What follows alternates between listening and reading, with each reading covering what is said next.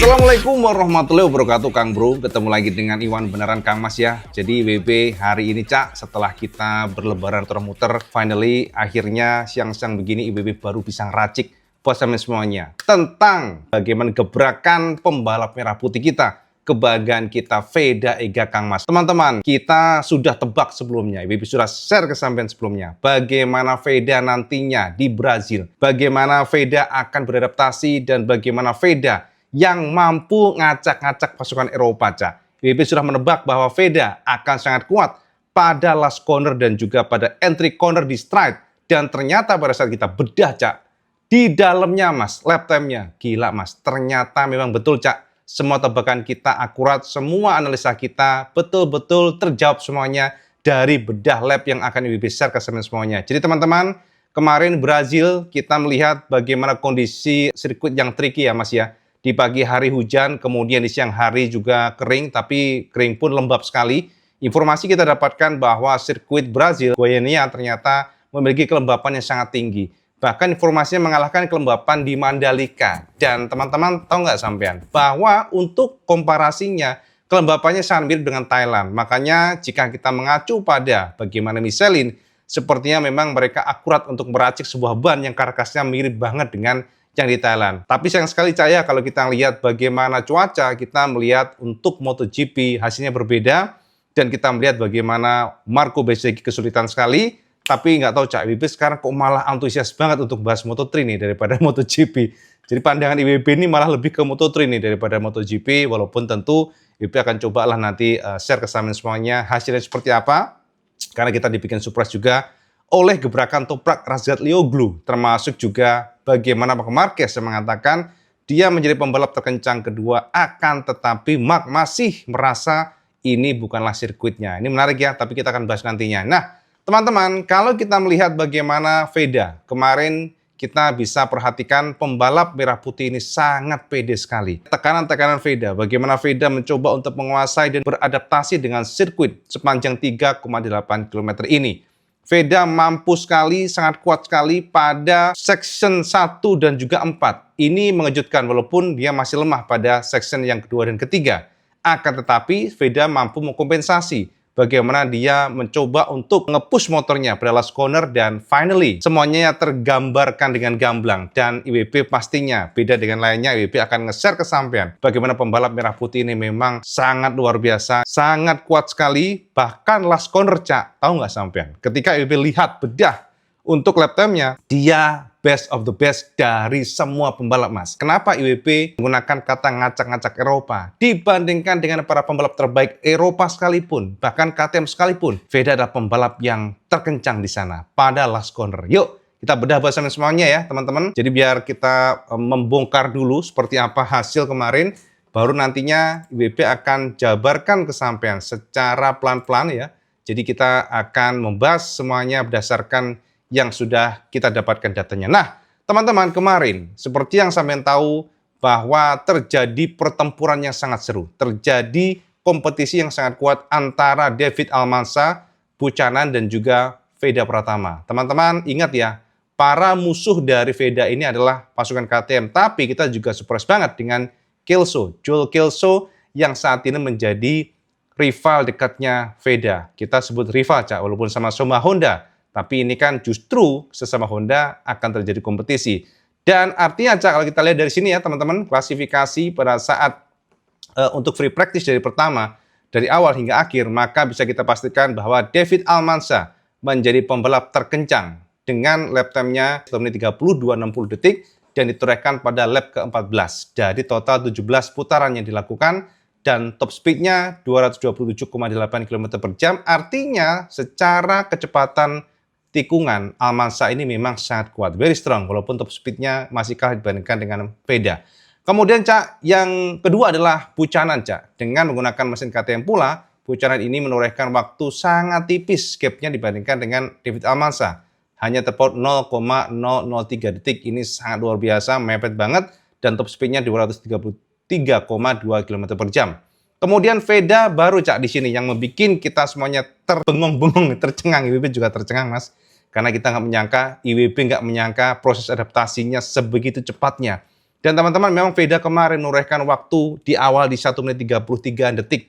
Akan tetapi time by time, lap by lap, dan finally Veda menorehkan best lap di 1 menit 30,263 detik. Artinya terkoreksi sangat kuat sekali ya, sangat cepat sekali, terkoreksi sangat banyak ya.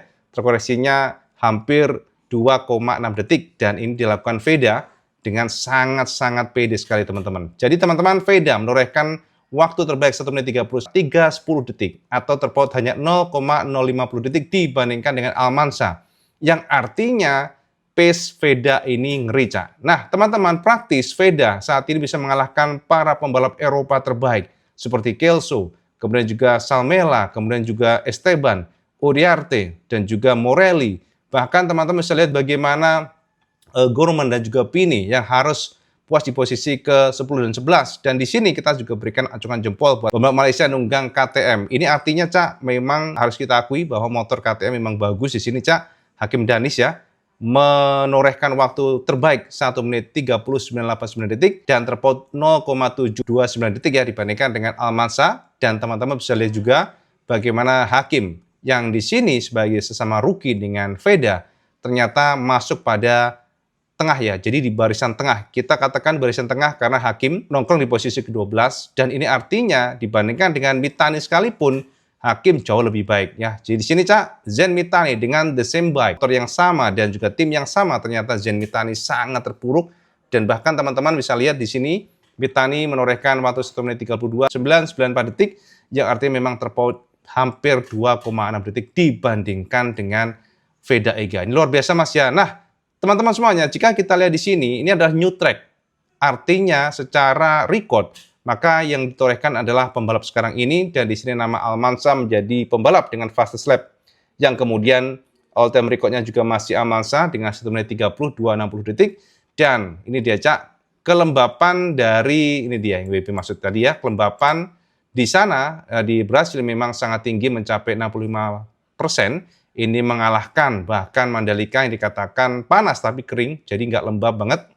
Sementara groundnya lumayan, ternyata 41 derajat Celcius, nggak sampai 50 derajat Celcius ya. Teman-teman, ini adalah hasil klasifikasi pada saat kemarin para pembalap mencoba mencari settingan, mencoba mencari feelingnya, dan ternyata Veda membuat kejutan. Nah, pertanyaannya, kenapa Cak IWB kok bisa pede sekali memberikan predikat Veda ngacak-ngacak Eropa? Dan bagaimana pula dengan prediksi kita bahwa Veda biasanya sangat kuat pada last corner.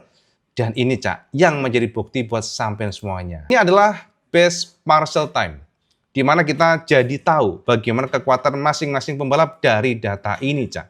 IWB sudah sedot data ini, dan ternyata betul semua yang IWB share ke sampean sebelumnya, bahwa Veda ternyata memang sangat kuat pada T1. Ini artinya pada saat masuk entry corner setelah straight, Cak, di mana Veda nongkrong di posisi ketiga, di belakang Uriarte dan juga Morelli, dengan lap time 26,012 detik. Ini adalah ranking, di mana ternyata Veda adalah pembalap terbaik ketiga pada saat masuk T1 ini. Ini adalah bukti bagaimana penjabaran IWB dan juga analisa kita akurat 100%. Sementara itu kita di sini ya, teman-teman lihat bagaimana Mitani sang, Cak.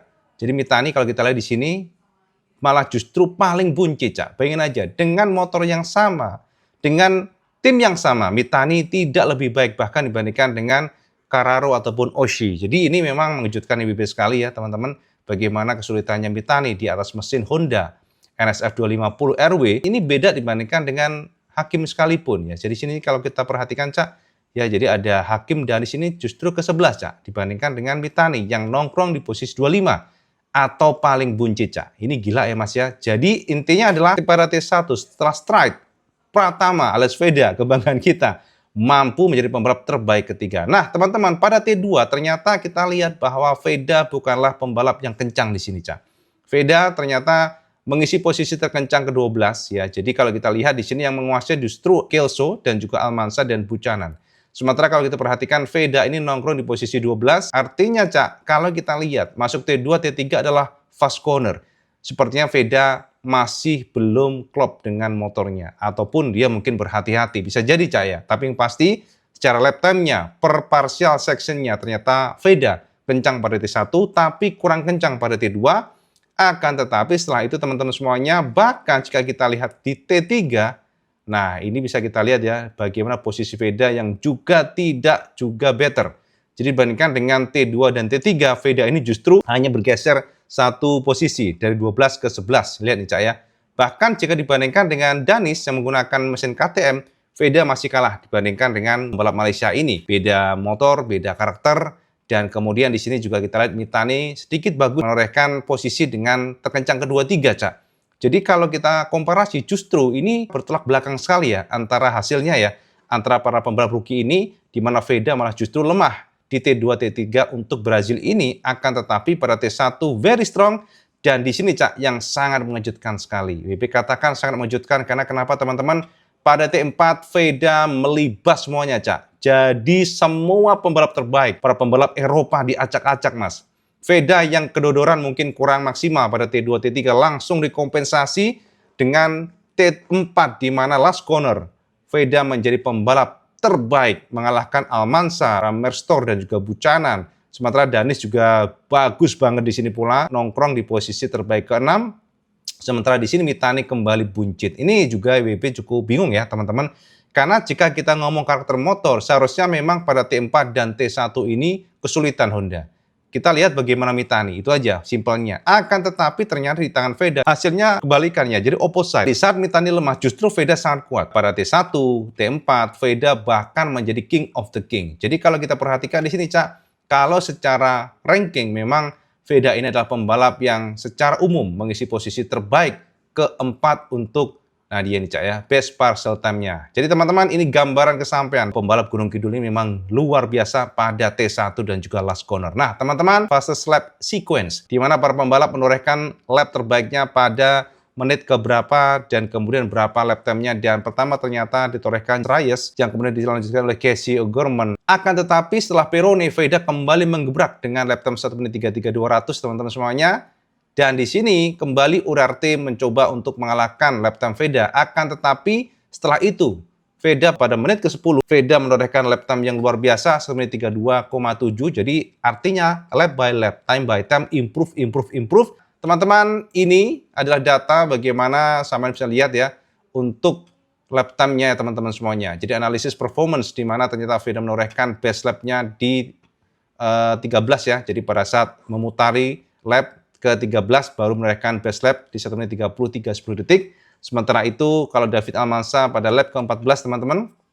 Dan kemudian baru setelah itu Joel Kelso juga ada kelihatan di sini pada lap ke-16. Sementara itu Buchanan juga pada lap ke-16 pula. Nah, ini gambaran bersama semuanya ya. Informasi mengenai rangnya, total lapnya 16 lap, full lapnya 13 dan valid lapnya 12. Nah, ini dia informasi yang bisa Ibu share sampai. Nah, sementara itu, bagaimana dengan top speed-nya? Nah, teman-teman, ternyata, Cak, untuk top speed yang kita dapatkan di sini, Cak, ya, kita lihat ya, teman-teman. Ternyata Veda dengan segala kemampuannya, dengan segala kekuatannya, yang bisa kita katakan best of the best untuk last corner-nya, Veda mampu nge-push motor Honda hingga limit untuk top speed-nya. Bahkan, kalau kita lihat komparasi semua motor Honda di sini, Cak, yang terbaik, Oshii pun hanya menorehkan top speed di 231,7 km per jam. Sementara Cak, yang terbaik ketiga maksudnya adalah Adrian Fernandez dari Leopard Racing sesama Honda, top speednya 231,7 km per jam. Ingat Mas, ini adalah because of the rider. IWW katakan dan tekankan di sini, Veda Ega Pratama menjadi pembalap terkencang top speednya dengan posisi terbaik kedua dengan 234,2 km per jam di belakang Maximo Huiles, itu gara-gara orangnya. Jadi gara-gara dia mampu keluar tikungan sangat kencang pada last corner, dan itu membuat motor dari Honda ini bisa melaju sangat kencang. Terbukti kenapa, Cak? Terbukti di sini, Cak. Ternyata Honda juga betul-betul kesulitan. Dari Oshii, kalau kita lihat di sini ya, terbaik Honda kedua pun 231,7 km per jam, sementara Fernandez 231,7 pula.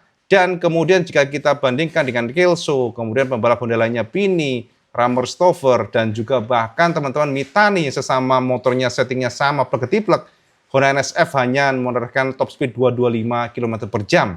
Ini artinya memang di tangan Veda bisa kita katakan bahwa Veda ini memang luar biasa. Teman-teman boleh lihat bahwa top speed terbaiknya memang kalau kita lihat datanya adalah Huiles. Ya, dari sini teman-teman semuanya 235,8 km per jam. Akan tetapi Saman harus lihat data dulu nih secara average. Nah, kalau kita komparasikan, kemampuan dari Veda ini sangat menonjol sekali bagaimana dia memaintain top speed-nya supaya average-nya rata-ratanya sangat tinggi. Dan kita lihat untuk average top speed di tangan Veda, Honda NSR 250RW bisa mencapai 232,6 km per jam. Artinya walaupun Quiles menjadi pembalap terkencang untuk top speed-nya, itu pun hanya sesekali, Cak. Sementara Veda kita lihat nyaris semuanya di 232, 231, 231. Top speed-nya itu benar-benar rata.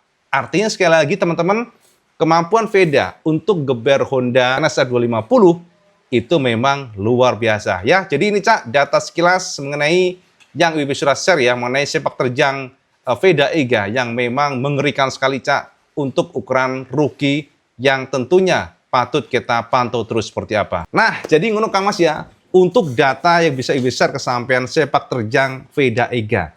Yang harus kita katakan bahkan Veda teman-teman. Kalau IWP share di sini ya, IWP pantau dari komparasinya. Veda ini mampu membuat keunggulan yang sangat kuat. Keunggulan Veda itu pada T4 dan T1 ya. Kemudian juga top speednya sangat luar biasa. T4 ya, itu last corner biasanya. Veda memang sangat bagus pada last corner sama lihat Thailand kemarin.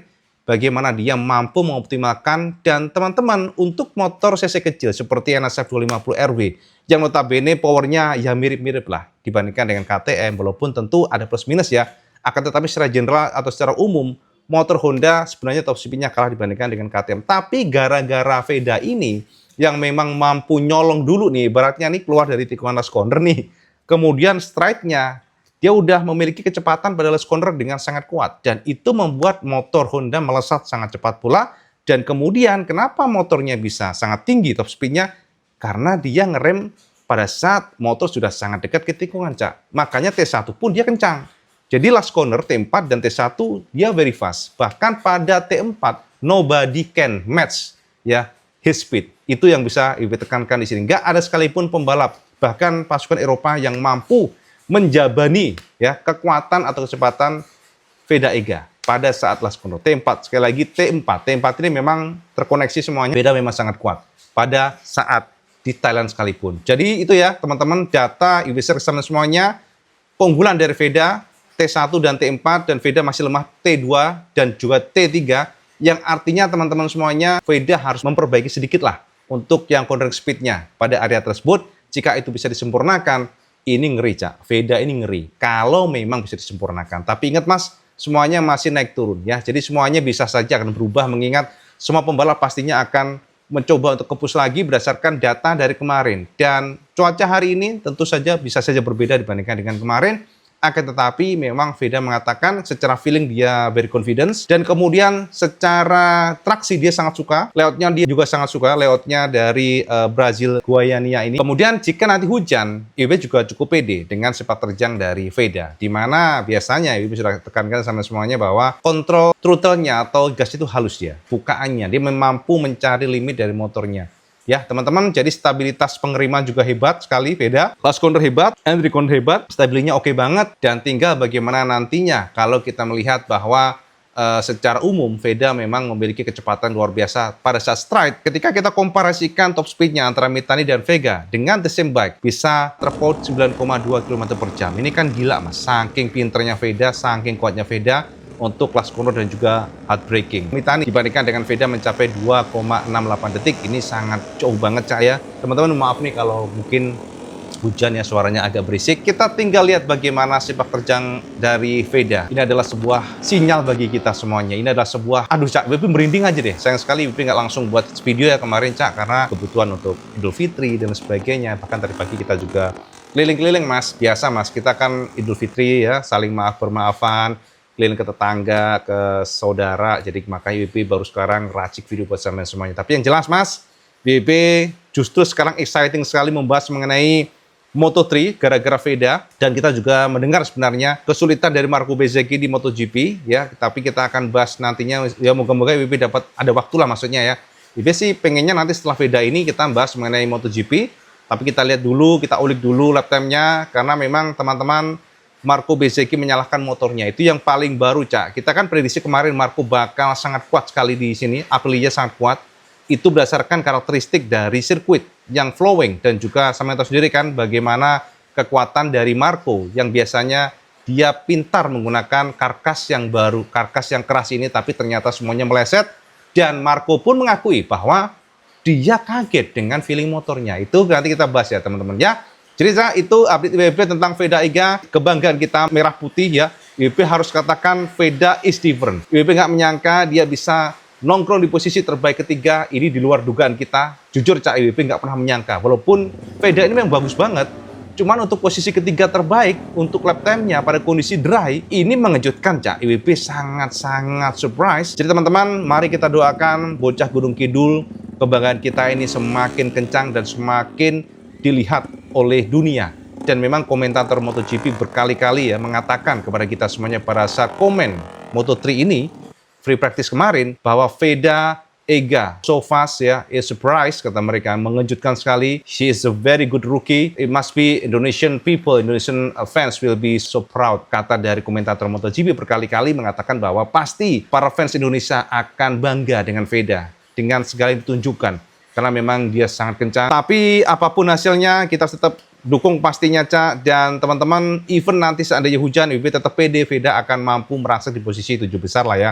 Kita nggak usah muluk-muluk terlalu tinggi ke 3 besar. Tapi dengan dry seperti itu ya harusnya wet Veda nggak akan kalah dengan para pembalap Eropa terbaik lainnya. Ya, jadi teman-teman sekarang sama komen di bawah gimana perasaan sampean dengan hasil Veda yang bisa menjadi pembalap terkencang ketiga pada free practice pertama. Sama komen di bawah dan coba IWB ingin dengar kira-kira apa sih perasaan sampean dengan melihat seperti itu. Sama komen di bawah dan seperti biasa kalau suka video sama like, share dan subscribe. Jolali Kang Mas sampai sholat 5 waktu. Karena itu yang paling penting. Assalamualaikum warahmatullahi wabarakatuh. Salam Skandas.